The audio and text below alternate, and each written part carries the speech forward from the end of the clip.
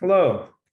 Thank you so much for joining us here today for our conversations on collecting with Garry Mann and David Birdsall, hosted in partnership with the Contemporary Art Society of Vancouver. I would like to begin by acknowledging that Griffin Art Project is situated on the traditional, ancestral, and unceded territories of the Tsleil-Waututh, Squamish, and Stalo nations. We are honored and grateful to undertake our work here. My name is Emmett Hanley, and I am the Indigenous Curatorial and Marketing Assistant at Griffin Art Projects. Just a few housekeeping notes before we jump right into today's presentation. Firstly, I would like to mention that if you would like to see live captions displayed for today's presentations, you can enable this by selecting the CC live transcription button at the bottom of your screen. Lastly, I will mention that we are using Zoom's webinar format today, which means that we cannot see or hear you, but do feel free to get in touch using the chat dialog box at the bottom of your screen. There will also be opportunities during today's presentation for audience questions. So if at any point during the presentation you would have a question for our presenters, do feel free to type it in the Q&A dialog box, which is actually separate from the chat. During the Q&A, you will also have the option to ask your question out loud. So if that is your preference, do feel free to indicate so in the Q&A dialog box, or feel free to raise a yellow hand using the button at the bottom of your screen. Today's presentation is being recorded, so if you ask your question out loud, your voice will be captured on the audio recording. So to start us off today, I would like to introduce our co-moderator, the chair of the Contemporary Art Society of Vancouver, Jazz Lally. Hello, everyone. Thank you for joining us this afternoon on our continuing series on collecting with Griffin Art Projects. I'm the board chair of the Contemporary Art Society, and I would like to acknowledge that we are honored to work on the ancestral, traditional, and unceded territory of the Musqueam, Squamish, and Tsleil-Waututh nations. This recognition is a gesture of respect towards the Indigenous stewards of the land we occupy, whose rich cultures are fundamental to the artistic life in Vancouver and to the work of the CSAV. As we gather online today, I want to take this opportunity to invite everyone here to share the lands that they are joining us from, if you feel comfortable and are interested in doing that. A little bit about the Contemporary Art Society. The CSAV was founded in 1977 to promote the understanding and appreciation of contemporary art by hosting a regular schedule of members-only events featuring prominent artists, curators, critics, and collectors from around the world, and welcoming us into their studio spaces as well. If you're interested in finding out more about the CSAV or seeing what we've done in the past and are currently going to be programming, please feel free to visit our website, and that's also where you can find out how you can become members of the CSAV. Thank you. And next, I would like to introduce Lisa Baldessera, the curator of Per Diem, the Gerd Metzdorff collection, and the director of Griffin Art Projects. Thank you so much, Emmett, and thank you, Jazz. Thank you both for co-moderating, and Jazz for Contemporary Art Society's ongoing participation in this series and collaboration on this series. It's been such a sort of fundamental part of both of our mandates, and also making this visible and really having good conversations about what it means to collect on every level. And quite thrilling that we actually have one of the founders of the Contemporary Art Society of Vancouver as the subject of our conversation today, Gerd Metzdorff. So thank you so much. Wonderful. Thank you, Lisa. And finally, I would like to introduce today's presenters, the current owners of the Gerd Metzdorff collection, Garry Mann and David Birdsall. Hello, everyone. Hi, everyone. We're really excited to be joining you guys. Thank you, Emmett and Jazz, for looking after this presentation today. And Lisa, again, you've just done a marvelous job with Griffin Art Projects to allow us to present some of Garrett's amazing collection. And we're excited to be here today talking about it. Yes, thank you very much. It looks terrific in the gallery. So it's nice to see it all together, or part of it together. Yeah, such an exciting collection of work, and Garrett would be so very, very pleased. Thank you very much. Okay, well, to start off this conversation, I think I'll ask the first question here as, so how did both of you begin get your start as collectors? let David answer first. Probably started in the 80s. I had a restaurant downtown, the Montgomery Cafe, that a lot of artists used to come to. And we used to have, we would hang shows that would stay up for about a month or two. So early 80s, mid 80s. So Richard Lukács, Graham Gilmore, Charlie Ray, those people like that. So started collecting more or less in the 80s through access to artists and getting to know them personally. And my collecting was really interesting.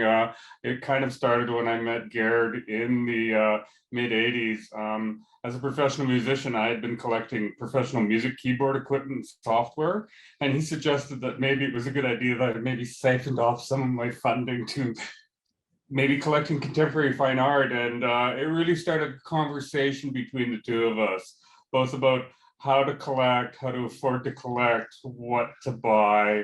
Yeah, and I started off with prints and photography, and really small pieces of sculpture were kind of my focus when I first started collecting. And is that through the relationships that you built, what was the process of selecting some of the works for your collection? Were you more like, oh, I love this work, or did you, like Gerd, research thoroughly before you made a selection? Well, Gerd and I would talk forever about the stuff that he was seeing and reading about and stuff that he was excited. And he was always on the hunt for what he thought were really, really great valued buys. And he was always forever trying to open up my eyes to look at artists and their art in a different way. You know, it's nice to react to a piece immediately and to have an immediate reaction, but he really advised that it was long after you'd seen it and thought about it and talked about it, those feelings were probably more important. And he really tried to guide me to understand that it wasn't always about the value of the piece either that was important. Yeah. And also his knowledge and access to a lot of our artists. So he exposed us to a lot of people that we might not have known. Linda Benglis, people like that, that he has fairly extensive collection of. So he also, you know, allowed us to have knowledge of these other artists. Wonderful. And how do you manage your collection from an organizational or logistical standpoint? How do you keep track of it all? It's a challenge. We had an extensive collection that David and I had been, picking up over the years. But when Gerd passed, it was a real challenge because Gerd's collection was really extensive. So the first thing we had to do was catalog everything. And he was kind of like the Vogels, which he was a huge fan of the Vogels. He loved them, and he kind of became like the Vogels themselves. So there was work stuffed away all over the place. It was a real adventure of discovery, and then cataloging both on the computer and through Excel spreadsheets and photography work. And now we've begun the process of really looking at the entire collection and seeing what we can do to make sure that everything is framed and properly stored and ready to be hung so that we can cycle the work out. And I can say that Grant, yours and David's organization has been an absolute dream.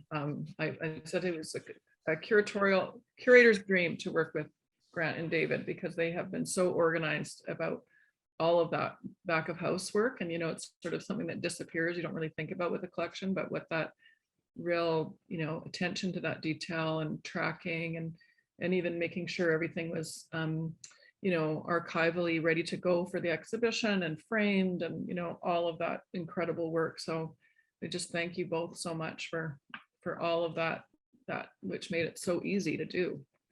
Thank you. We tried to gather as much really good work and then let you do what you do really well, which is make the tough decisions on what was going to be in the exhibition. And it's hard for David and I, because when we think about Gerd and his fondness for work, he was really fond of every single last piece in his collection. Obviously, there were some pieces that were more dear, but he really didn't play favorites. So it was really tough to know what he would have chosen if he was the one choosing the works. Yeah.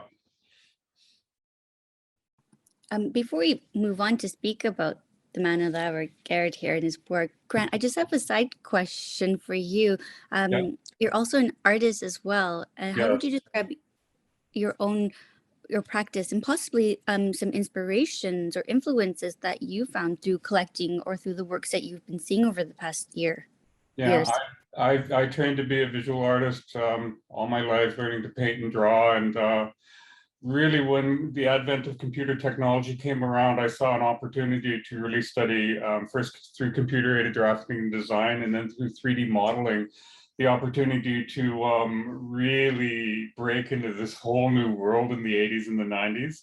My work is really inspired by Estes's work. I think Richard Estes is a god to me. When I see his work, I'm so inspired. And by the beautiful emotiveness that is Gerhard Richter's paintings. I find myself completely transformed when I first encountered Richter's paintings. They were just so gorgeous and so lovely. And through computer technology, I model and I render and I chase the light. And the idea with my work is that even though it's on a computer and it never touches the real world, I really want the work to transcend and to be full of life and to be full of that love of image and to really transcend to a whole other level. And Gerd was my only patron. I was very private with my work. I haven't really sought to have my work very much in the public. And he was really the guy that I spoke to, and created work for. And it's one of the reasons I'm missing him so very, very, very much. Because I would create work in the studio in the middle of the night and so happily send it to him. And he was always excited to see it and comment and share. Yeah, I miss him dearly. And the work that you showed on the cover, which was really interesting, which was the train, it was one of the first pieces I created for Gerd. And he asked me when I had printed it and given it to him, because he hadn't seen the work, he said, "It's a lovely train, but where are the railway tracks?" And I explained to Gerd that the train was kind of a representation of myself. It was kind of a self-portrait.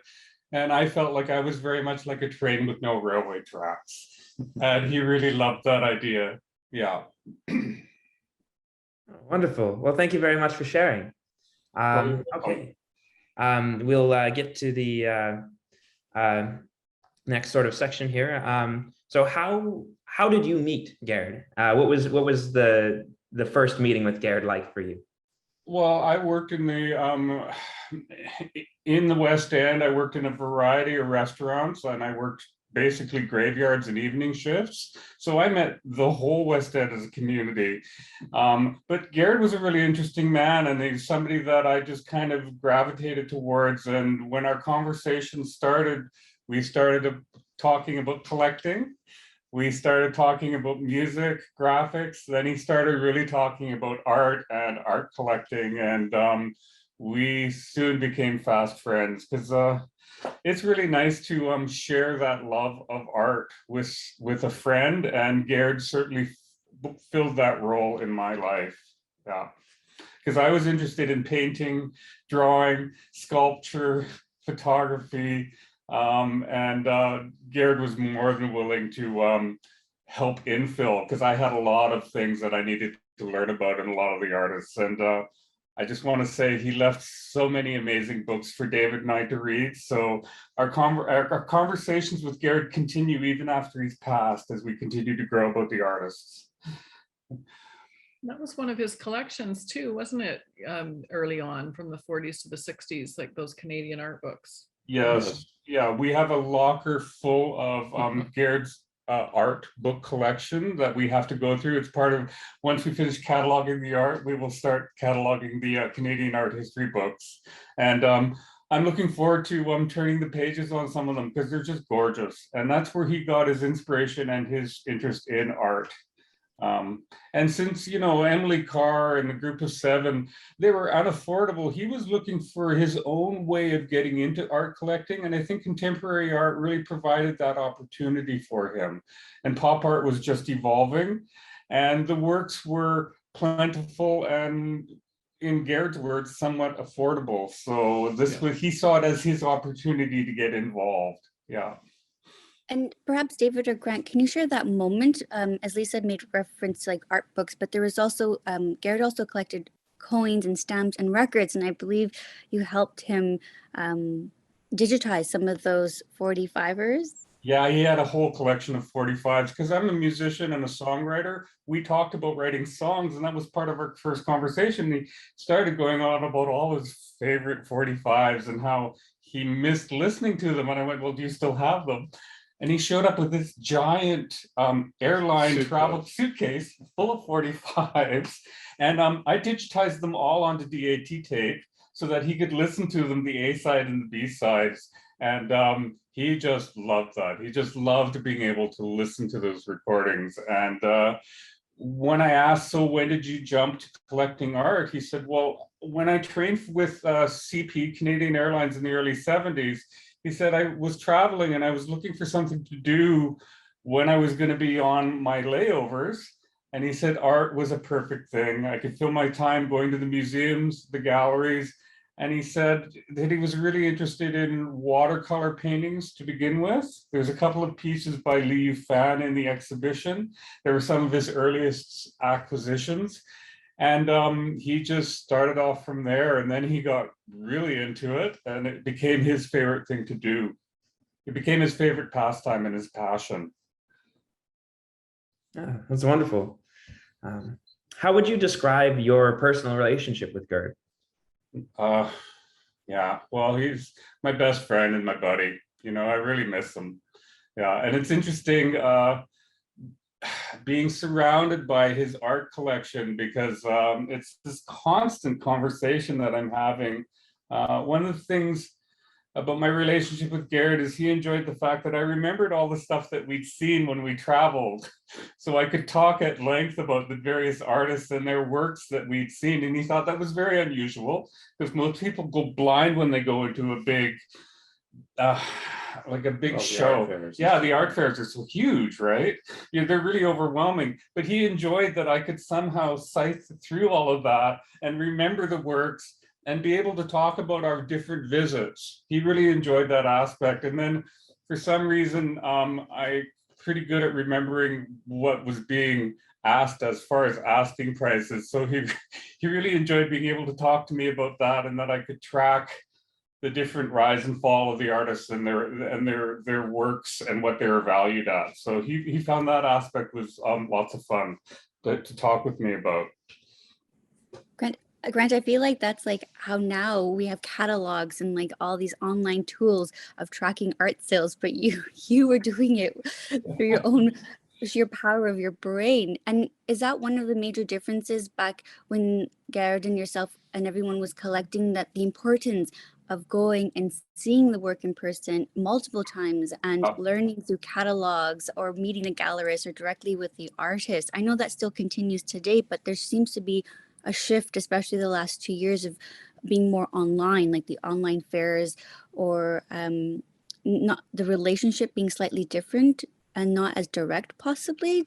Agreed. Well, I think Garrett difference built that up with the artists and actually going to their studios and meeting them and developing a rapport with the artists. So I think that was something that was very important to Garrett. Yeah, and he also loved the gallerists. He had a deep love for people like Daniel Weinberg and Margot Levin. When they would get together and we would be at art fairs and he'd get together and talk with these people, it was like a bee's nest. It was the excitement was it was infectious, and they would just start to talk and they'd be very animated and very excited. And Gerd loved that aspect.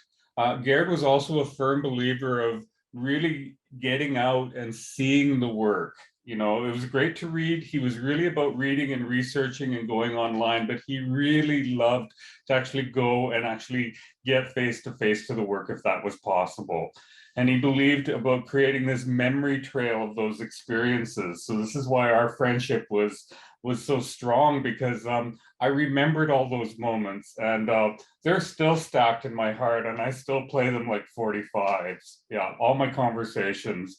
And when it came to cataloging, it was often I had to go into a deep meditative state and try and remember the things that we talked about, to even remember the names of some of the artists. There's a work by one of the artists in the exhibition now. Her name is Judith Shea, and it's a beautiful fabric work, but I had no documentation. I had no way of remembering who this artist was except through this kind of a meditative remembrance of our conversation. And it didn't come to me immediately, it came weeks later. So yeah, I find those memories now are really, really treasured for me. Yeah, really, really treasured. And I know Gerd, really, it was important for him too, because he lived with art. It wasn't just in his memory. Towards the end of his life, he had diabetes and lost his ability to see a lot of his collection. But when you talk to him about his art, he would light up. Yeah. He would completely light up, and he would be completely filled, so he could see and feel the art. And yeah, it was very, very important to him to actually go to the galleries, to go to the artists' studios, and to see the work.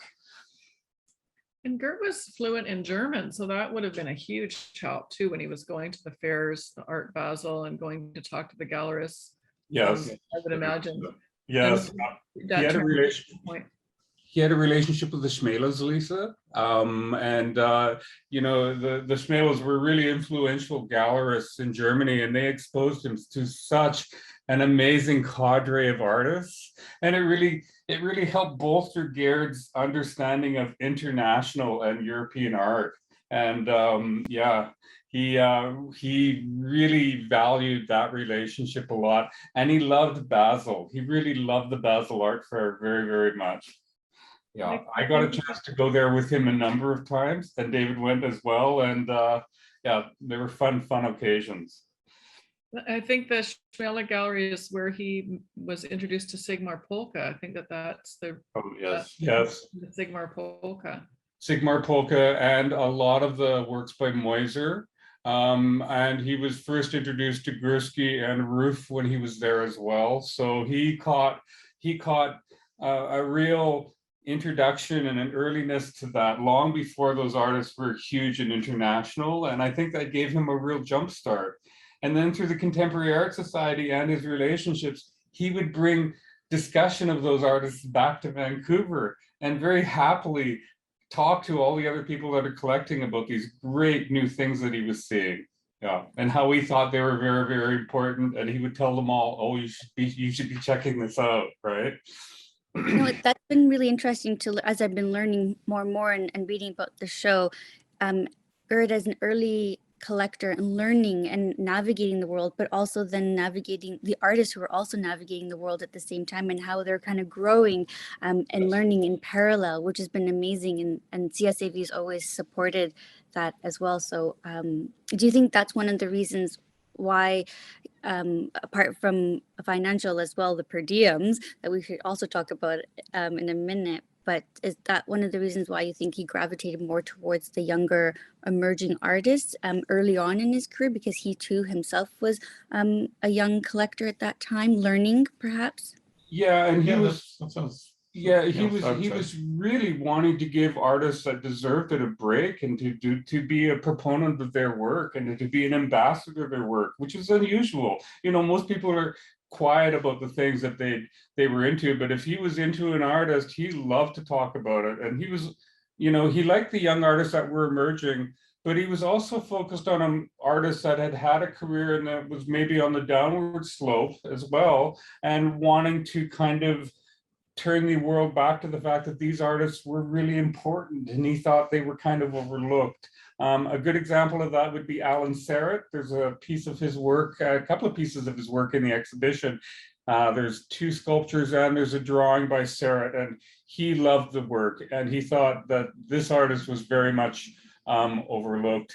And he had a huge love of female artists, and he felt as general as a class were completely not given the press and the love that they truly deserved. We spoke a lot. He felt that you know, the boys club sucked all the air out of the room, and all they wanted was more and more and more about the boys, and never really talked about the great female artists and the amazing talented women that were creating work.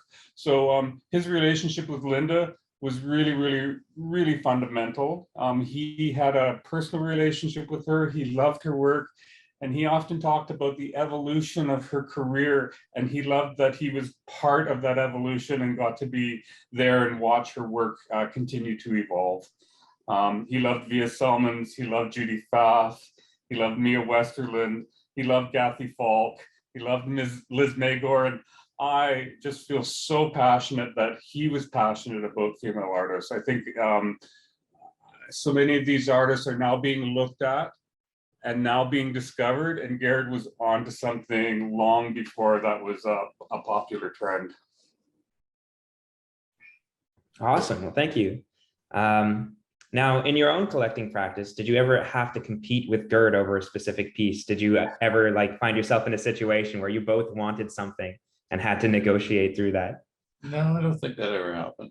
No, Gerd was pretty clear that if something was important, it was fine to buy multiples, because that's why he enjoyed prints. If the print was really well done and was usually, if it was a print, he was wanting something that was in a low print number. But yeah, well, no, we never really competed. He never slapped my hand away and said, that's mine. One thing we did like to do, the three of us, David and I, myself and Garrett, is we like to gift work back to each other. So that was a big part of our relationship, was to give works. He would give us work and we would give him work. One of the things that he really loved in his collection was the Koons puppy on a plate. And we picked that up and gave that to him as a gift for his 50th. And he was completely blown away.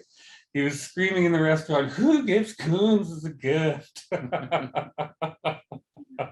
And he loves that. He loved that red puppy. Yeah. And I'm really happy, Lisa, that that's a piece that you chose for the exhibition. It's one of my favorites.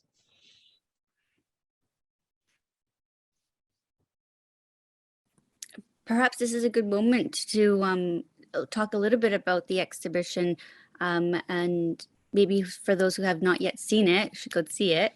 But the title is really interesting to me, Per Diem. And I don't know, Lisa, maybe if you wanted to share the story, or if David or Grant, you had, if you wanted to share the story with Per Diem and how Garrett actually started to collect with that financial payment from work. Yeah, well, per diems were standard in the film and television industry. That's how David and I, we both work in film and TV, and we knew about kit rentals and per diems. But for Garrett, it was interesting. The airlines always gave per diems so that you would have some money to go and have a bite.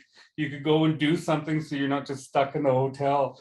And he thought, oh, what an opportunity. I'm just going to save these up. And oh my goodness, I could use it as money to buy artwork. How that came into our conversations, when I first started collecting, I was spending crazy money on music keyboards. And I said to Garrett, so how was it that you got into it? How did you manage to afford it? Because, you know, life is no less expensive today even than it was then. So the discussion was, well, he just saw it as an opportunity where he could save a little bit of money. It was like pin money. It really didn't affect his day-to-day life all that tragically. And by saving up some money, then if he found something, he didn't have to think twice about it. So this is how he got his collecting going. The starting of it. That's how he got it started. He certainly, you know, went on to spend much more than his per diems, but I think it was an interesting way for him to get into it and not worry so much about the cost of things, right? Yeah. And I think he would be he'd be like, but I didn't buy it all on per diems. But yeah, but that's where he started. Yeah.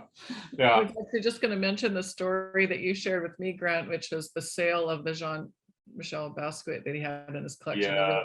Self-portrait. I don't know if you can describe the portrait a little bit or that. Oh, well, it was such a tough work. See, Gerd didn't mind if the artist's work was not what everyone else was searching for. And the Basquiat that he had was a great example. It was a beautiful piece, but it was tough and it was strong and it was blacks and charcoals, and it was a self-portrait of Basquiat. So it was a head, but it was Basquiat doing his own head. And when I saw it, I thought, what a frighteningly brutal painting. And what was it that attracted you to it? And he said, I just think it's amazing. He said, it's not what everyone would immediately kind of be interested in, but that's why I love it. And those words of his, that's why I love it, were really synonymous with how he chose a lot of the things in his collection. He wanted to have his own mind about things.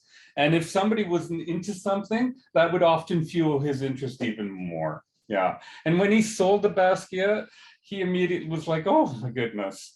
Because as a collector, he was He didn't sell a lot. He didn't sell a lot. No. And then when he did sell something, he was just pained about selling it. Yeah, he regretted everything he ever sold. I think, was it Andreas Gursky, Niagara Falls? Was that? Oh, yeah. Yes. And that was one of my favorites. I'm like, oh, Garrett, you know, Gursky's work is great, but there aren't a lot of like familiar landmarks in Gursky. But this was Niagara Falls with the Lady in the Mist. And for me, it was because it's a Canadian and US based site, but it's world famous. And I'm like, how could you have sold that? And he goes, I agree. The moment I sold it, I regretted it. And then a week later, it just zoomed up in price. So he says, as a collector, when you're selling, it's really, really hard because then you get completely wrapped up in the value of things. And you wonder constantly, even after you sell something, if you made the right decision.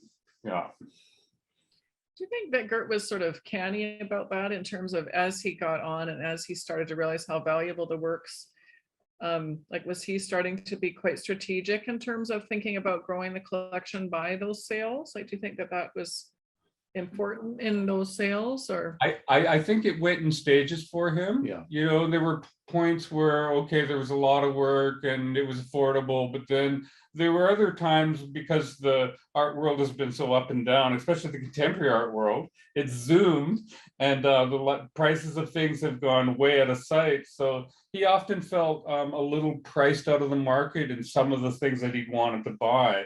So by selling some works, it gave him the capital and the wherewithal to go in and make some larger purchases. You know, things that weren't necessarily imminently affordable. He could then look to, you know, chase after some of the things he did want. And he was seeing through, because he was a big proponent of the art auctions. So he would see things coming up weeks beforehand. And it was fun because he'd get really excited, you know, and he'd dream a lot of that stuff straight out of the skies. And I really respected him for that. And I love to talk to him about what he was dreaming about next, right? And on some of the auction houses, it wasn't always the big auction houses. He would go through a lot of the auction houses and see pieces of work that had come up on maybe some of the, you know, not so high profile auction sites. So he definitely looked at the you know, the internet and used that also by going through their catalogs and what was coming up for sale. Yeah, and he benefited from his gallerist relationships, because the gallerists would tell him about work that was coming or work that would be coming up on auction. So yeah, he was always like, oh wow, I can't wait. And on the morning of the auction, he'd be like a little kid at Christmas. Yeah. And, you know, most people, if they didn't get what they wanted at the auction, they would be upset because like, oh, no, that's fine. I'll just wait for the next one to come around. Yeah. And some of his greatest finds were through the auction houses. And he loved somehow that there were these pieces that were coming up at auction that no one was talking about. And he saw it as a great opportunity because he knew who these artists were, and he knew how important the works were. So, yeah. Well, he's connected locally with Equinox, longstanding relationship with Equinox and Atelier Gallery. Yes, and Catriona. Yeah, connections as well. And it's interesting because his collection straddles that moment too, where as collecting moved from the 70s and then into the 80s, there was kind of a shift from the connoisseur to the investor.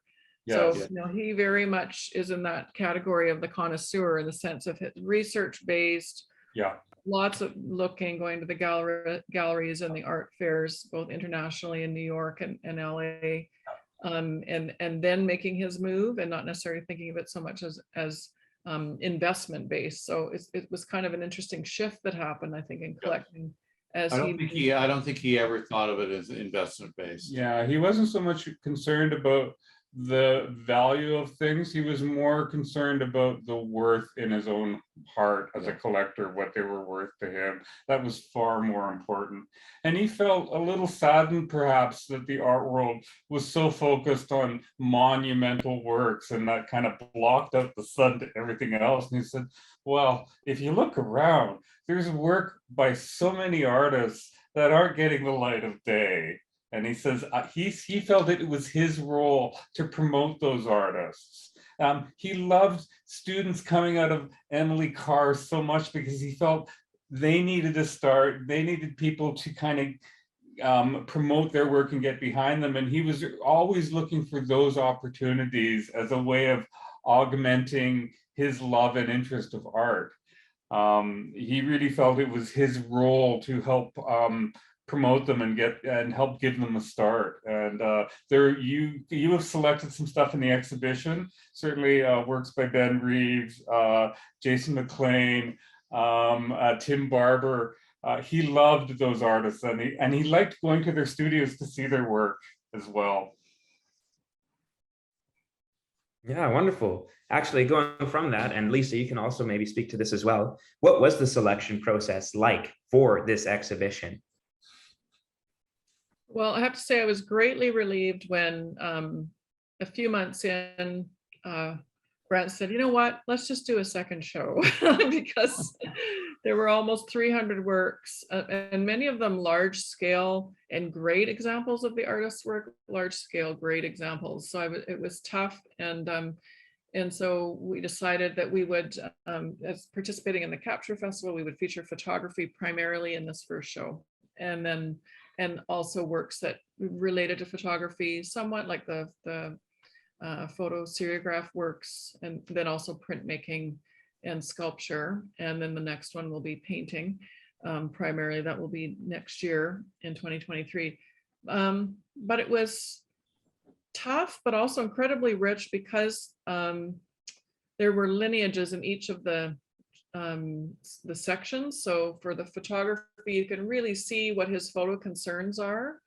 And then you can see the pop very clearly, the minimalism very clearly. So there's these sort of through lines through the show that kind of intersect. And of course, such amazing examples too, like the Linda Benglis works, like, really. And like we've talked about at length, like just works that you're not seeing that much in Canada, being exhibited in Canada, like Judy Faff, extraordinary to see Judy Faff piece here. And those pieces by Linda. So it was, of course, it's a kid in a candy store with a collection like this. So really it was just, recognizing that I had 3,000 square feet to work with and trying to make sure that you could really see the work and then just create some vectors through the show. So there was a bit of a conversation with the works, but such a rare treat. And also because we know that Gert did loan like to the Vancouver Art Gallery, but that, to see it all together, then you can see inside his brain a little bit, I think, when you see all the works together. So Yes. We're challenged in our own home environment to try and find wall space. So we understand the challenge that you had. David and I, we need a castle in Spain to just have enough room to put up the whole collection. It would be impossible. And I think you did an amazing job because there was so much work. There was just so much work. And we're just really, really pleased at how wonderfully well hung the show is. And particularly, we're really excited that you included works like the Flavin sculpture, because the Flavin had been in Garrett's collection for decades and had never seen the light of day. So it was great to see it out and get it out of the crate. And to find that you plugged it in and work, it was like, yay! Because that was part of the process, is what is the condition of this work? We conserved some pieces for the show. One of them is the ticket, the Warhol ticket, which was in pretty good shape, but it went to Rebecca Pavitt, and she just did an amazing conservatory job. And the Judy Faff was also one that had been conserved. And at the point of Gerard's passing, we couldn't find the Faff. We were searching all over the place. We couldn't find it. We were looking in the lockups and we thought, oh my goodness, and it turned out that it was being held by Brad Chernoff, who had done most of the framing for the show. But, you know, just the logistics alone of trying to deal with packing it all down, that it's paintings, it's prints, it's photography, and these amazing sculptural works. Yeah, I think it's the sculptural works that are the big challenge, because they take room. They really, really do. Yeah. And they don't get collected for that reason, the large scale sculpture, but he seemed to really, he did collect pieces that could be stored. Yeah. But there were also installations and these larger arrangements. And interestingly, you know, we saw the film on the Vogels last weekend, and when the 5 shipping trucks come and you know, basically empty that apartment, you get a sense of this kind of order, and that the fact they said we're never going to get that back into the apartment. And it feels like Gert had this kind of combination of living with some of it and then also having to store it because he was living in a small space as well. Yes, and as a collector, he was more interested in the collecting, not so much the framing or the story. So it was really an interesting thing to for us, the discovery of works, because I had no idea that some of those works were in his collection, and we had been friends for decades, right? He had a big storage thing under the bed, and I'm still finding works there that we have to frame. So yeah, it's a real challenge. For some of the favorites, those finds, the Donald Judds. Yes. Donald Judd portfolio under the bed. Yes, and beautiful drawings by Linda Benglis that she did for the 1984 LA Olympics. They eventually chose one of them to be one of the posters, but to find that we've got this collection of amazing works on paper, which are really, really beautiful. And there's one that we framed that's in the exhibition, and it's just stunning. And you see what an amazing talent she truly is as she jumps from sculpture in different mediums to works on paper. Yeah, she's brilliant. She's brilliant. And I could see why Garrett had a love with her work, because it's just stunning. We have 4 more. Maybe we'll do them for the next exhibition. But yeah, her work is fantastic. And there's a sculpture we didn't show in this show of Linda's, so they will be in the next as well. So they add a little bit more to painting. So I might also share my screen as well, so that I can also share some of these works that we are talking about. So I will just get that going right now. Okay, very good.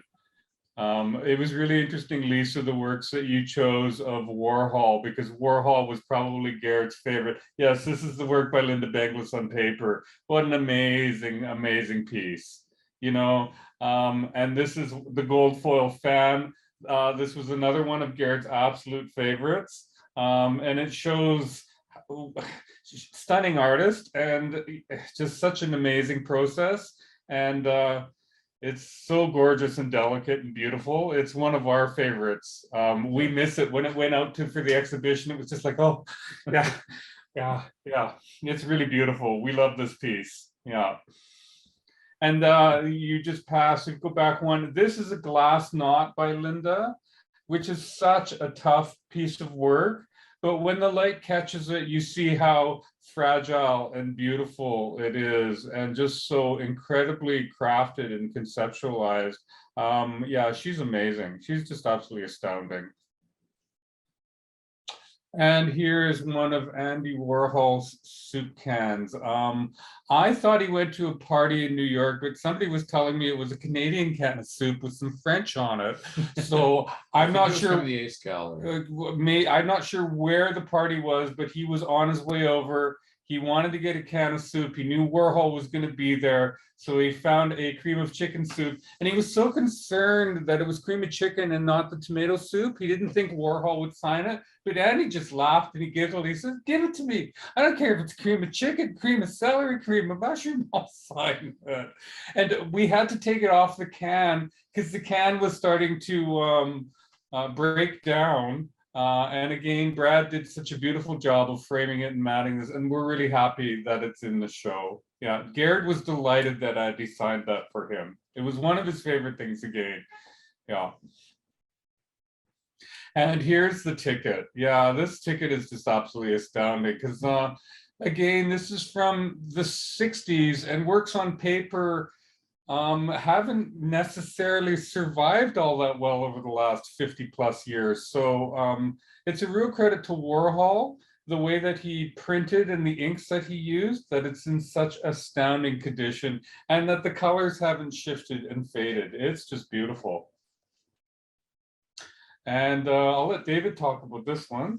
Well, it's the electric chair, Warhol 72, I think. I'm not quite sure where Gerd picked this piece up, but it's a strong, tough piece, but it's, you know, we enjoy it very much. I had this hanging in my studio. I worked in film and television doing graphics and animation for various large studios. So this hung in my professional studio for quite a number of years, and most days I'd go by and it was a really pretty piece, but every now and then I'd be sitting with my coffee and I'd look and I'd really connect with the fact that, oh my goodness, it's a real electric chair, and oh my goodness, it had been used. So I had to watch that I didn't become too clairvoyant with the piece, because it is really powerful. And I think that's a big portion of what Andy was trying to say. You know, there was things that you can be really pretty if we just break them down into graphics, but when you really look at depth, you realize that that graphic and that pretty work actually has a whole other story and that whole other level. And again, that the quality of this piece is in the condition that it is just again a testament to Gerard's collection. And he did a really good job as a collector, keeping things in really good shape. And my personal favorite, Leo Castelli gave Andy Warhol his start around the same time that Lichtenstein got his start as well. And this was from Leo's first show for Warhol.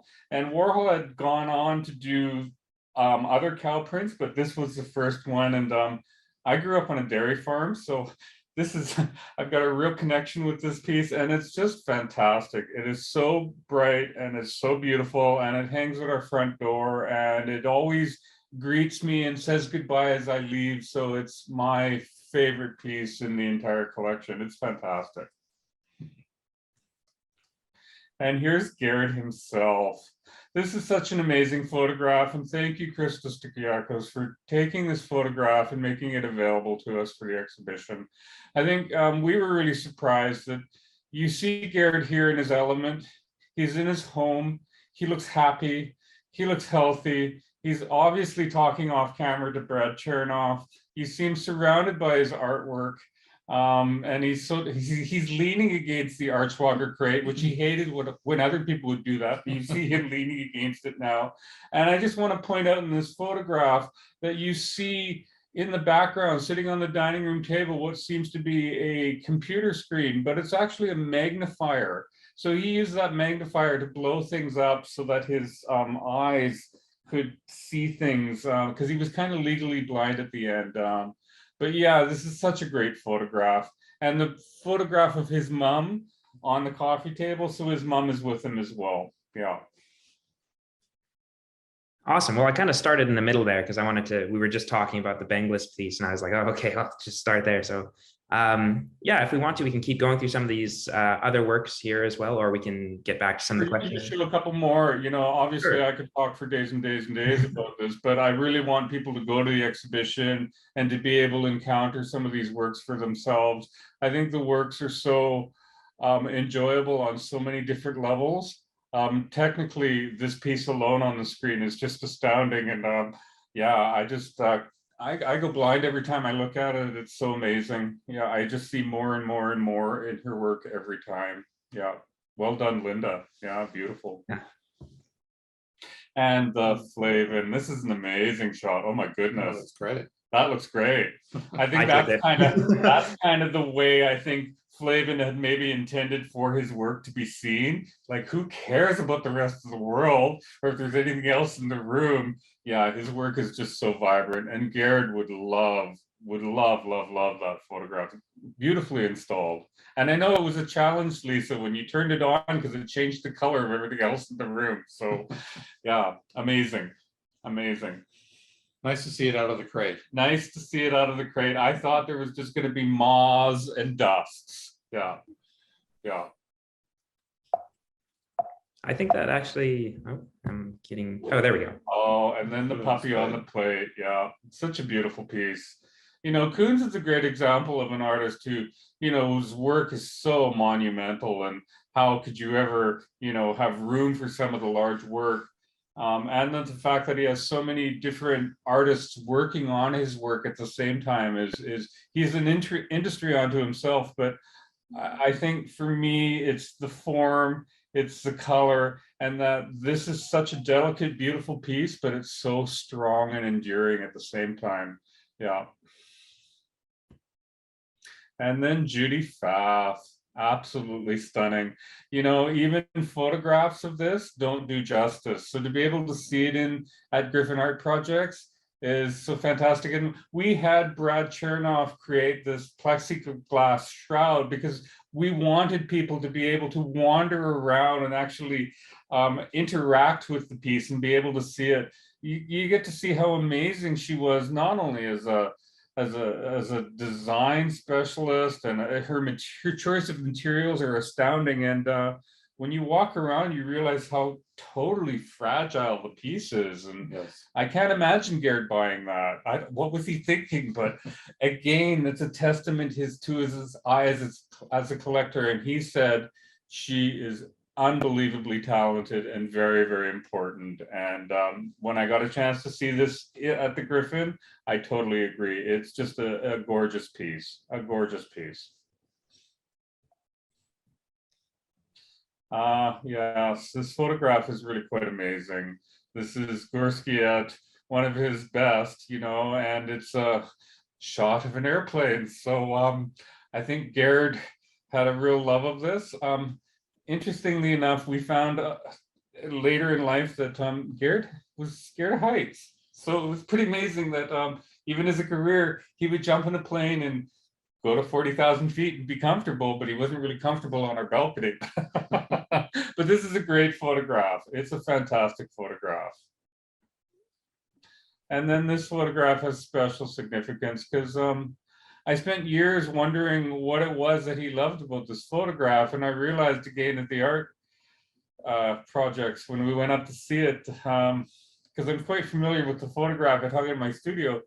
It's two people, but one is older than the other, and the younger one is smoking. So that would be me. And it's kind of Gerd and me sitting on a bench talking about art. And yeah, when I saw it in the exhibition, it just made me miss him so much more. It's kind of how I really viewed my relationship with Gerd. He was such an amazing teacher and a guide, and certainly somebody I could sit and while away the hours and just talk about nothing about other than what he was looking at today and what he was interested in picking up at auction next.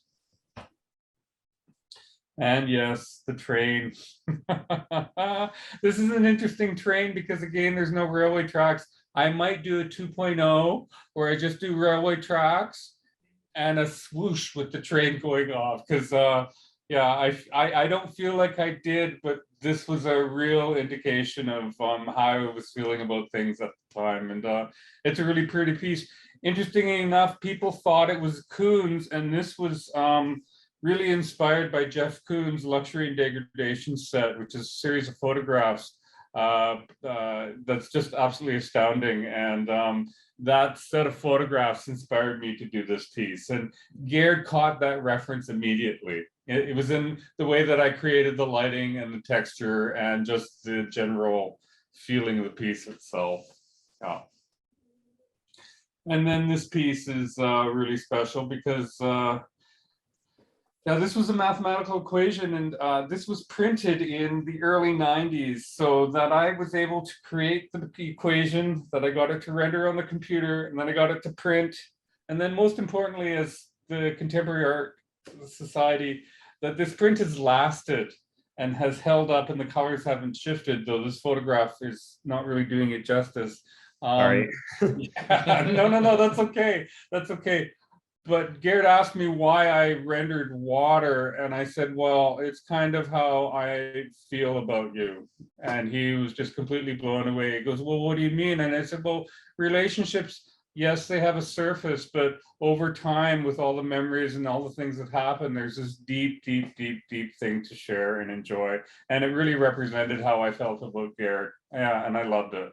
And this hung at his front door on the other side from the cow. So yeah, I was pleased and honored that my work hung in his home for so many years, and he found great comfort in them. Well, wonderful. Thank you very much. I would also like to open up audience questions as well. If we have anyone in the audience that has any questions, please share them in the Q&A box or in the chat. As we still have some more questions of our own as well to ask too. So.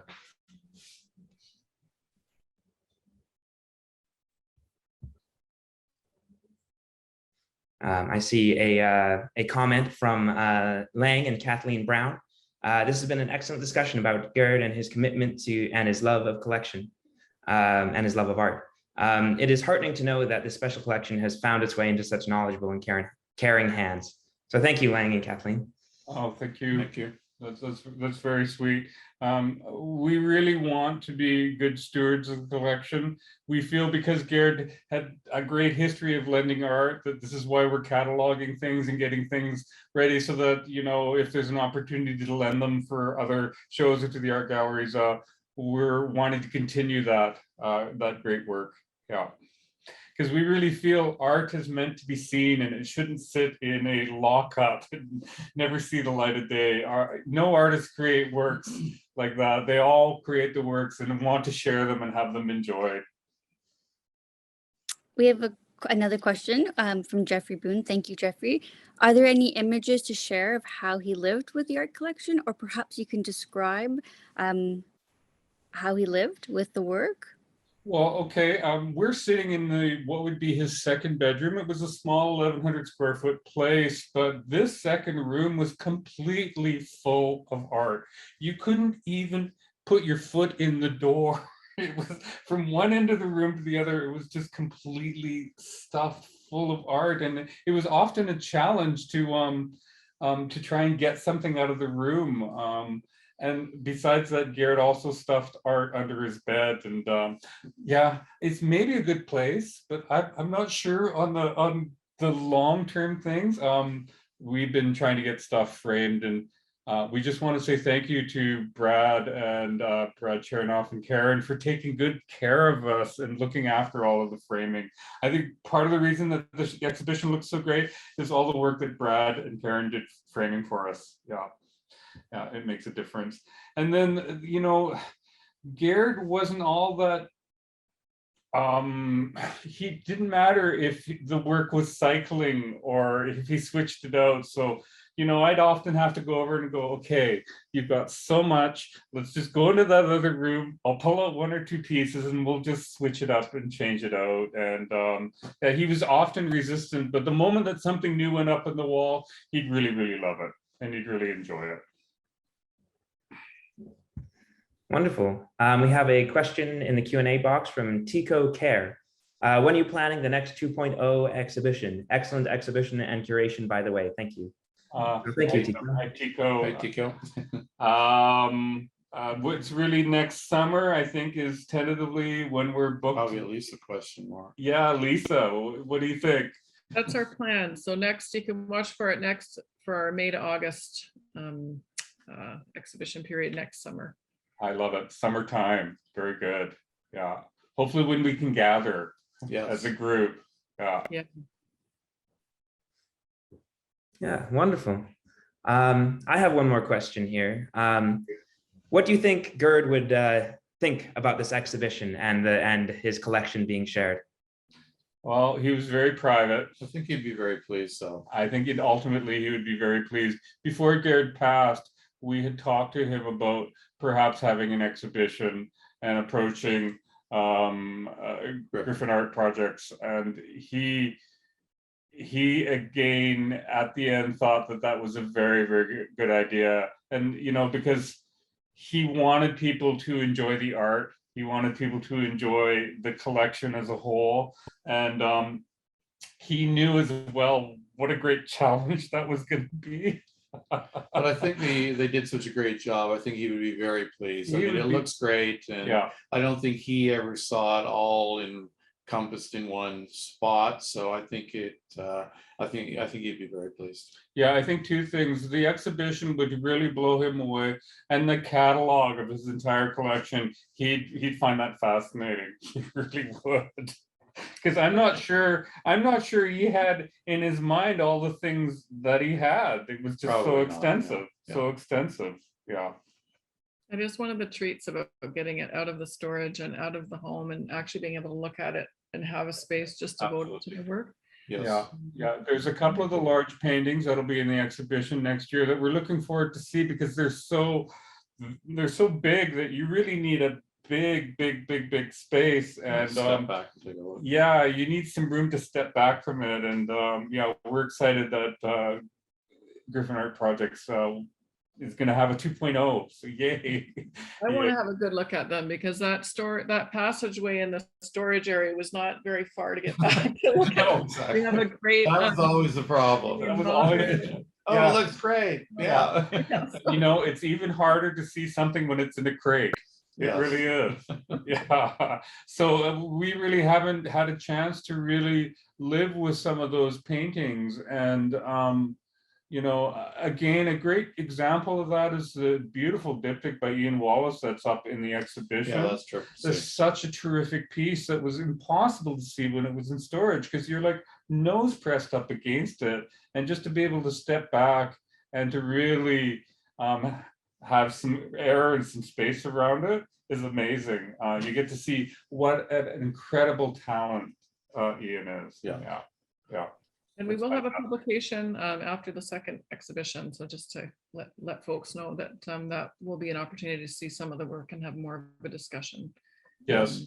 And now David and I are really challenged because we have our own collection, and obviously we're different from Gerd. Our choices and the things that we like to collect are different. So we're now starting slowly to look at what we have and how we want to proceed and move forward. And we're excited that we've just picked up from Griffin, from Andy's Equinox. It was a beautiful photograph by Fred Herzog, which is just fantastic. And it's a photograph of Hastings Street, which there's one in the exhibition by Eric von Erickson of that same block. But the Herzog was from an era when the street was just filled with beautiful neon. And it was a part of the city that was very vibrant and glowing and alive. And I know that part of the city is really down on its heels now. But it's amazing to look at this photograph and to know that the spirit and the vibrance of that community, I believe, is still there. And it's an area of Vancouver that really deserves and needs some love. It really does. And just as an interesting point, Gerd found out that Fred Herzog was on the very same boat when his parents came over. Fred Herzog was on the very same boat. Now, Fred was much older than Gerd, but they discovered years later that they were on the same boat together. And yeah. 1952, yes, yeah. So I think Gerd would be so very, very pleased with the exhibition. He'd be pleased that people are interested in the art and the artists and the gallerists. Yeah, I think that whole story he would be so very, very delighted on. Well, maybe when we all go, well, we're probably all at home, but after today, to have a little toast to Gert, because it does feel like a celebration of life in some ways too, to have this exhibition to celebrate him and to remember him. And so I would just like to suggest for all of us that are on the call today that we pour a glass of bubbly for Gert this evening and toast him and thank him for sharing this with us and for making that decision before he passed.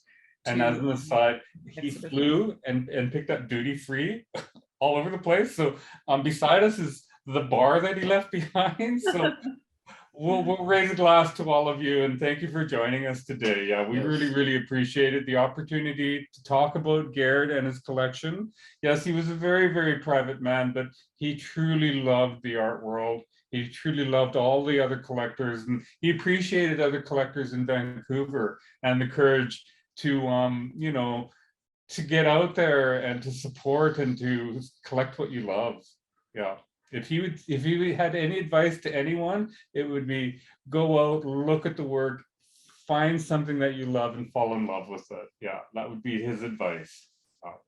And if you did pick up something, it would be whatever you spent on it would be money well spent. Yeah. Well, wonderful. Thank you very much for sharing all of your stories and all of your thoughts. It's very much appreciated, and it's all very interesting. Jazz, do you have any thoughts before we close off today? No, I'm just so inspired to go and visit the collection and raise a toast to Garrett as well tonight. Excellent. Absolutely. We'd love to hear your thoughts on the show after you go. I'm sure you'll enjoy Will it. do. I'm sure Thank you so much. I love talking to people about their experiences walking through, because everyone has a different eye and they all see different things. Yeah. Yes. Yeah. But thank you again, my dear, for looking after us today. It's been fantastic. Yes. It's Perfect. been Thank so you. lovely. Thank you for your time and sharing all these wonderful stories about Gerd. It really comes through in his work that he's collected, and the way that the exhibitions come together really shines strong.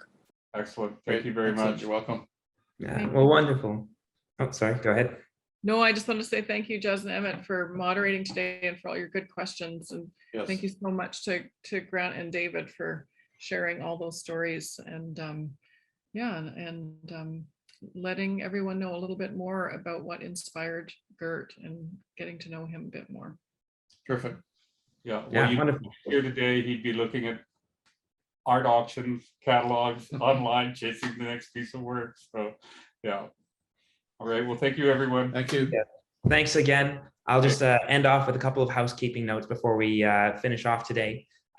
First, if you would like to, if you like this event and want to see more like it, we are having a second part of our film screening series, From the Eye Straight Down to the Soul, curated by Griffin's adjunct curator, Karen Tam, next Sunday at 3 p.m., which will be a screening of the film Herb and Dorothy 50 by 50, which is a documentary series on Herb and Dorothy Vogel. If you'd like to see that, Yes. Fabulous. yes, go to griffinartprojects.ca/events, and you'll be able to register for the Zoom event on that page. And finally, if you would like to come and see the exhibition, our gallery is located on 1174 Welch Street in North Van.